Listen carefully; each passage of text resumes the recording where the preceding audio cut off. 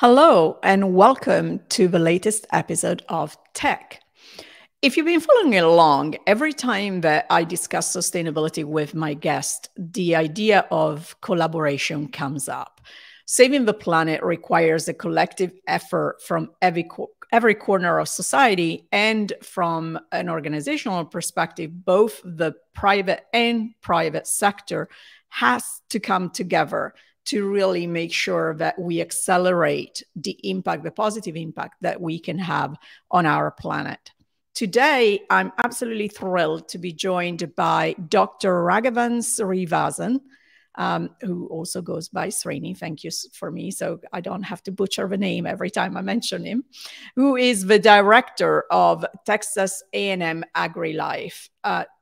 What I want to discuss with him is the important work that he and his team are doing in partnership with IBM to really look at research-based information and sustainability solutions that are based on data, and how to make that data more readily and simply available to a broader set of people. The collaboration, in my opinion, could be really kind of the poster child for that private and public sector coming together to really make sure that we are taking all the steps that we can to not continue to have our planet under so much risk as we do today. So please help me welcome Srini to the conversation. Thank you so much for being here. I really appreciate the time, and I'm looking forward getting to know actually an aspect of, if you like, sustainability, applied sustainability, that is a little bit further afield from my core competence of technology. But more and more, if you think about agriculture and technology, we're seeing so much of that coming together to, like every other industry, become more modern. So I'm kind of betting that my core audience doesn't really know what Texas A&M AgriLife do. So I would love for you to tell me a little bit more about the purpose of the organization, and in particular your work. Sure. Thank you for this opportunity to be with you today and talking about an important topic that's near and dear to me, actually. Texas A&M AgriLife Research is one of the largest organizations in the U.S. And in terms of research resources, we ranked #1 in the last 7 out of 9 years in terms of research expenditure in all parts of agricultural production system, environmental, natural resources, and so on, actually. My particular field is in water management, water efficiency, and watershed sustainability, and so on, actually.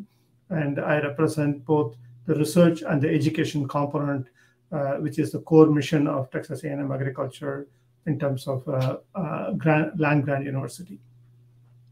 So it's interesting that you mentioned water, because it seems to me that this year in particular, when it comes to sustainability, we started to talk more about water.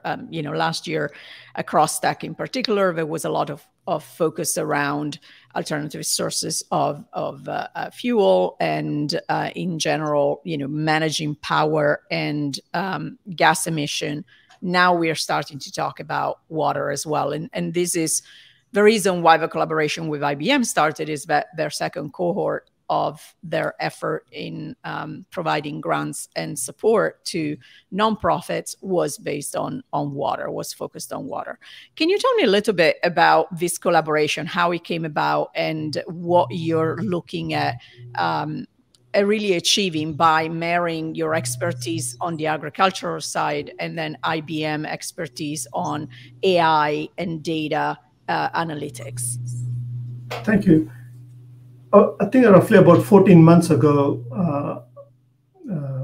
IBM, the sustainability program, especially their social response program, approached us, and the USDA Agriculture Research Service, who are co-located in our same laboratory. So it's a federal and state partnership that we work together. So when they approached us, because of our leadership in this water space, on the research that globally we lead. So they asked us how their sustainability program could further improve through our research, at the same time through our global outreach, how the technology can be easily usable and used in developing world actually. So we have been doing a lot of research in terms of data science, in terms of models. We are able to bring this onto the table to work with them in further improving the sustainability goal, which is common to both us and IBM in this. What is the goal though? Like I think about my smart sprinklers in my garden, right? Where for me as a consumer, I'm thinking about two things. One, not to water after like a night of rain, so not to waste water and limit my cost. And the other part is also optimized to my plants, right? Not all my garden require the same amount of water. Is that kind of a little bit how you're looking at it from an agricultural perspective? Yes, to an extent you're right actually, but we go a little bit beyond that actually, because as you know, the global population is increasing, and then we need to have a sustainable production system actually. We have been increasing our agricultural productivity in the last 50 years, almost we doubled, even tripled in certain cropping systems. But at the same time, we are also depleting our natural resources such as water. So I feel water is, in my mind, the next blue gold. Actually, I call it as blue gold. So because it is finite resources and there is only so much is to go around, and it's renewable through the rainfall runoff process. So that means the amount of water available is somewhat fixed, and how you optimally utilize that between agricultural and industry and power generation and so on is very crucial actually. Yeah. And today we are using almost 70% of the renewable water in the world is used for the agricultural production today. And, coming from 12 years in California, I know all too well that, water can be scarce, and how, we all manage it is absolutely critical. Part of that is, though, am I right, that is about having the right data and enough data, and then knowing how to extrapolate, from that data, the knowledge you need to project forward and manage better. What are some of the challenges that you're facing when it comes to data and data analytics? You're exactly right. The major challenge we know is when is enough actually, how much water is enough to grow a cropping system. So IBM, through the liquid program, the sustainability program, they developed a very simple do-it-yourself device. Which is in the public domain. All the design and the technology, we can just go and buy it from any open source, like an Amazon, for example. You can go and shop on Amazon and put this tool together that can be used in finding how much water is required. Thereby you apply only what is necessary. Thereby we don't have to waste any more resources than what's needed actually. So when you're looking at the data that you have and the people that might benefit from that data, how do you go about making it accessible? You talked about, you can go and do a kit on your own, just going on Amazon and do it. But then from a data perspective, how user-friendly is it for, a farmer to get that data? Yeah. So IBM also has developed a app that's in your smartphone actually. So after installing this do-it-yourself device, you can take the phone near the device actually. It automatically reads the amount of water in your soil and provides that to the farmer, but also it uploads to the cloud. So once it comes to the cloud, we use our data science, our soil properties, and our models. We have a model called Soil and Water Assessment Tool, which is globally accepted and available. And that model can be able to not only look at the historical, but also project into the future based on, again, IBM data science in terms of climate projection. So IBM has got a very large analytical tool to project the weather in the future. So we use those to advise the farmers how much to irrigate, when to irrigate, what to irrigate, and in a sustainable manner to produce a high quality product actually. What was simple about working with IBM, and what was not hard because of IBM, but because of that private and public sector coming together? Does it require a higher degree of understanding of where both of the organizations are coming from? It's a very good question, actually. IBM brings certain skill set, not only on the computational side, data science side, and including the remote sensing. Recently, IBM has signed up with NASA for all the satellite image products, actually. So those products are really critical and crucial for this type of analysis, actually. Whereas Texas A&M comes from the research aspect and working with the farmers and testing in the field and making sure the device or whatever we put out for a sustainable production does work and able to demonstrate it and work with the farmers in a global reach, actually, because Texas A&M as a brand and IBM as a private partnership, each one are leaders in their own space.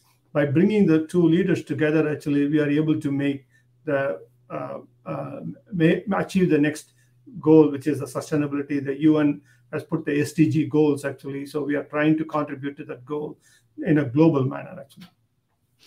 You mentioned at the beginning that from your organization perspective, education is a big part of what you do as well. Can you tell me more about that? Okay. So as part of the thing, we do conduct a lot of research. That research need to be educated either in a public settings or in a research settings, actually. So we not only train the next generation of scientists, but we also need to publicly educate and be a good stewardship for the farmers and producers to produce their production in a sustainable manner. Even though the production system has increased twice or three times, but the resources are still limited, actually. So we got to be using those resources more efficiently. As the population increases, the demand for water is going to increase. So by using the right amount of water and right amount of nutrients, because one of the other application that IBM has produced is called nitrate app. Very similar to the one that we are working on, but it's done by the Deltares in Netherlands. They're developing this technology to know how much nutrient in the soil, just like we are able to find how much water, because water and nutrient are the two basic ingredients to have a successful crop production system. So IBM is working on both space in trying to achieve that in a very low cost and very sustainable manner that any farmers could be able to afford to examine that in their own field. Am I thinking about this correctly, that as you were talking about education, and then I link that to what we were talking about, which is the scarcity of the resources, we kind of got here because we weren't aware, or maybe we just were oblivious to the fact that, these things are going to come to an end. How is this now changing with the next generation? Because in a lot of other fields, obviously, the next generation is growing up with that awareness and thinking about the solutions and the way that they farm with that in mind. Is that part of what you're doing as well from an education perspective? Absolutely. Absolutely. You're right on that, actually, because the next generation of the farmers and the next generation of scientists all aware of this limitation and the sustainability angle, actually, because the groundwater is limited resources. Actually, we can't keep mining that forever, right, and be able to produce this type of goods. So we have to optimize our resources in the best possible manner. So the scientists and the citizens and the farmers are all coming together here, actually, to do the best they can by using the technology. So everybody now has got a smartphone, actually. So we should be able to make use of that and be able to improve. Even just a 1/10 of an inch water savings globally is a huge amount of water that could be used for other purposes, actually. So any amount of saving is really, really welcome here to have a sustainable goal. And the cost part is critical too, right? Because obviously we're now talking about Texas and the US, but in emerging markets, the fact that I can have a tool that runs on a phone versus requiring a PC, as an example, that is opening up the level field to more opportunity. You're exactly right. Actually, that's where not only the smartphone, but also the cloud platform and the data science component that IBM is developing here to collect the data through a crowdsourcing, but then able to expand that so that those who can't even afford can be able to push the technology to the smartphone saying, hey, the next 3 days there's going to be some rain. So that means you don't need to irrigate, or actually you have to wait for another day or two before you can irrigate, how much to irrigate, and based on the cropping system and so on. So the data science, the AI part, as well as the cloud platform, along with the smartphone, is going to really revolutionize. I mean, it's going to make the next generation much more smarter than where we are today. Yeah. And that's so true for so many different areas as well. Aside from the financial benefit of working together with the private sector, which usually, that is what people focus on, what are the other, both the benefits, but also, the complement between a private and a public organization coming together? So in the public sector, we can able to develop technology, we can test it, we can educate the people actually, but the reaching out for the global audience is not something we can able to do sitting in Texas and whatnot, even though we have our own group of scientists we work with, but reaching the farmers and things like that, that's where IBM comes in using this technology, that low-cost technology that they are able to deploy that and able to really make it open source is going to really revolutionize that. Right now, we are working with IBM in Ukraine, for example, and we are now planning starting a new project in South Africa and so on. But we are also doing a lot of testing and demonstration in Texas and around the US. So like, for example, Southern University in Louisiana is also a partner with IBM, just like Texas A&M AgriLife. We are all working together to solve this problem, actually. So if I think about the kind of two questions, I guess. One is, if I think about the work that you're doing, are there areas from a data perspective where you're still struggling to get the data that you need versus other areas where you have plenty of data? It's just a question of making sense and then make it accessible to people? Yes, I think there are certain aspects, especially the soil nutrients, how much nutrient is in the soil. So like I mentioned, IBM is developing another nitrate app application that can bring that data. Right now, that data is missing in our whole analysis, actually, and it is a very critical. Soil moisture is another component, actually. We are using satellite data to assess how much moisture is in the soil, but the frequency of the data is somewhat spotty, actually, somewhat uncertain. So this is where, again, the liquid prep application or the liquid prep device that IBM is developing is really going to be useful to collect that data. Once we have the site-specific data, then we can use the data gap science, like data analytics or the data science and the AI to fill some of those gaps and be able to expand regionally or nationally or globally with that knowledge, actually. So again, this is a work in progress, but I think we have every ingredient between the public and private partnership to make this a really successful program. And am I right in thinking that there are other applications that could come out of the type of research that you're doing, not just from an agricultural perspective, but I'm thinking about, anything from droughts to, other issues that we might have that are weather related? Yes. So flooding is one of the key examples here, actually, and drought is also. Sometimes the problem with the drought is a very slow moving, actually. That means you don't know you are in a drought until you are in a drought, actually. Whereas flooding is a much more shorter time frame. It comes quickly and goes out quickly also. So on both spectrum, both extreme of the climate events, is definitely will be very useful with our models and the AI technology to project, are we in a drought actually? What are we going to happen in the next 3 months? Do we going to have enough water, or do I need to have more nutrients to grow this crop and things of that nature? All these things is possible because of the weather projection system that IBM has access to, and the models that we produce using the soil and water assessment tool that I mentioned could be potentially be used to not only look at the historical, but also the real-time application of land management as well as the sustainability angle. Obviously, agriculture and crops are critical to our own sustainability as a species. When you're thinking about where there's more need for people to come together, for organizations to come together, what are some of the areas that you're thinking about? I think in most aspects is the policy actually. How do we manage all these resources? So that's very, very critical. I know each country and everyone has got their own way of handling things actually.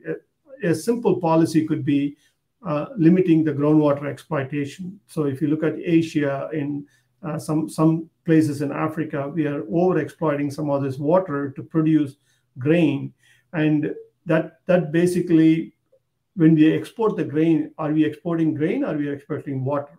So we have to be a little bit careful on not over exploiting fixed resources actually that been there for tens or thousands of years. Now in a short span of about 100 years, if you are able to exploit that resources, then the future generation may suffer from that actually. So the application that we are talking here would able to help us to sustain that water resources in the ground. Thereby we can able to extend the opportunity for the future generation. That's fascinating because oftentimes when we talk about sustainability and we talk about some of the palliative measures, so to speak, that we are using, there's a component of exploitation on other population. And and that what I was thinking about as you were talking about, okay, we're using water for grains, and then the grains is exported. They're going to be the ones that are left without water, and we all benefiting from the crops. And if I think about, for instance, the whole idea of planting trees to offset the carbon footprint, oftentimes you're going to go and do it in an area that is going to see displacement because of that. So the idea of sustainability and social impact is very tied together. Do you think about it in that way when you're thinking about the farmers and the populations that are benefiting or negatively being impacted by water? Yeah, when you look at the agriculture production system, actually, of course, it needs water and nutrients. But the nutrient, if there is excess water, excess nutrients, those going to go into the rivers and lakes, and that can contribute to what we call the eutrophication, meaning the algal growth, actually. So that's going to basically make the water unusable for drinking water supply, for anything else. So the quality of the water is equally important as the quantity of the water, actually. So a lot of the blame is on agricultural community in terms of excess of use of nutrients or excess use of water that's contributing to this water quality problem. Again, this partnership that we are talking about with IBM can help us to make sure we are only applying the enough nutrients that's required for the plant to uptake and enough water for the plant to grow and be full potential rather than have any excess. So if you remove all the excess, and that itself is going to have a huge benefit both on quantity and quality of the water. Yeah. And talking about quality and quantity of the water, obviously water is also used by technology. And so if we're thinking about data centers and how water is used for cooling, and then that water can be cleaned and reused for the farming population around where the data centers are. Is this becoming more common practice that, that technology companies are actually thinking about this more and more, or are we still early on? No, I think we are already reusing. I mean, there is a certain percentage of the water is getting reused, especially, for example, salt water, actually. So if you're looking at any kind of Middle East countries, they have to use the salt water to irrigate, actually. So they have to clean up that water and then be able to irrigate to produce agricultural productions. Even in Texas, for example, if you go to the Rio Grande Basin in El Paso region, there is a water is completely salty, actually. So they have to use salt water and leach the salt in the soil in order to grow pecans or grow oranges and things like that, actually. So we are reusing the water wherever possible, because this area, the rainfall is very limited. Their only source is the salt water in the river, actually, coming from the Colorado mountains and things like that. So we had to be very careful in terms of how we use the existing resources, optimize our resources. You talked to us about the priority from a water perspective. If, as a researcher, if you had your wish list of things that you would want the public sector to focus on with you, what would that list look like? I think the access to some of the computational data that's been generated by both public and private partnership, like simple things like the projection of weather products that I'm talking about, actually, or if we are able to crowdsource and collect some of this data through this partnership, and how we disseminate that information back to the public, thereby everybody could benefit as a society as a whole. So I think the IBM social program could be a role model here in terms of trying to bring some of this stuff together by working with private and public at the same time, do a lot of public good, actually, in terms of farmers to produce optimal crop with limited resources. Absolutely. And that's the other part, right? It's not just about managing the water, but it's yielding the best possible crop, both from a health perspective of a crop itself, but also from a cost management perspective. So that is absolutely critical. I am so appreciative of your time and how you were able to explain things to me, who have no clue about farming or water, in a way that made a lot of sense. If people want to know more about what you do, your work, and familiarize themselves more with your work and your effort, where can they find you and where they should go look? If you just Google with either my name, that's very easy to find, it's being a little bit unique. And or you can just come to the Texas A&M AgriLife, or you can also ping Accelerator. Actually, if you just type in IBM and Accelerator, you'll be able to find us actually on that page. And we are core partners with IBM, and thereby we are basically leveraging each other's strengths and able to advance in this space to make sure we are producing something sustainable for future growth, actually.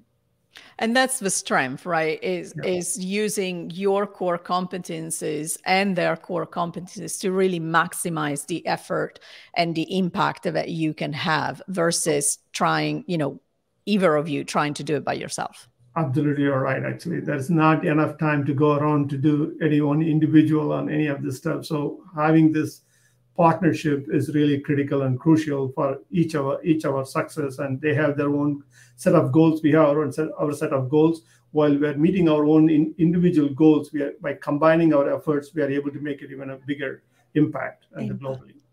Yes, I will continue to follow along and see what else you are going to get involved. I know the project at international level are growing, and the interest that you're generating is a lot. And so looking forward to that. I want to thank you again for your time. I know you're super busy, so I really appreciate you taking time out and talking to us about the great work that you're doing. Thank you so very much. Thank you. Thank you for this opportunity. I really enjoyed talking to you also. Thank you. Thank you.